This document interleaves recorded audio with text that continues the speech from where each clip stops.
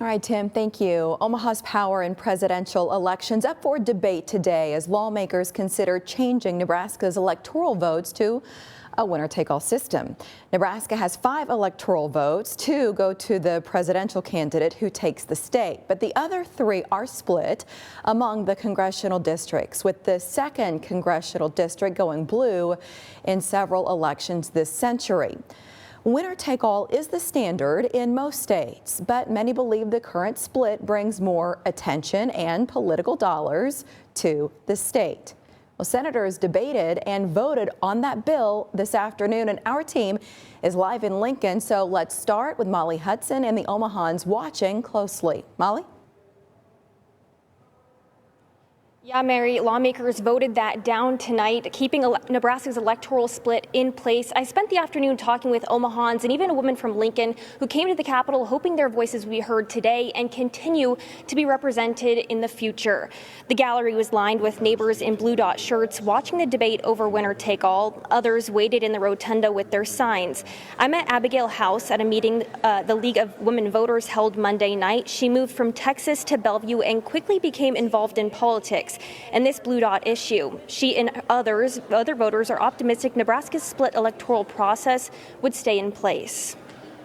I just want the community to feel like we have a voice so that everybody feels more comfortable and loved and respect. It's a unique situation that we have here. We'd like to keep our unique situation. We'd like to keep national money coming in. Candidates need to come here and they need to woo us, basically.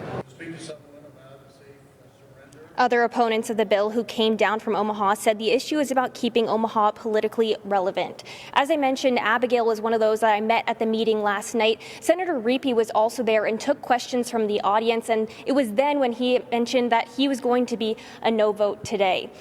For more on the vote and an inside look at the process to get to this point, I'll bring in Alex Whitney. Alex, was this a surprising result? Not too surprising. Really, what today was coming down to was whether or not conservatives were going to be falling in line behind this bill being pushed by Pillen and the president. But what we saw is what was expected. It was coming down to just a couple of votes, and one of those votes was a conservative who has voted against his party in the past. Now, the arguments for winner take all haven't changed much over the last year, but what has changed are the faces in the legislature and the stakes for this debate. Despite conservatives holding a majority in the legislature, the bill sponsor Lauren Lippincott has struggled to gather the 33 votes needed to pass his bill.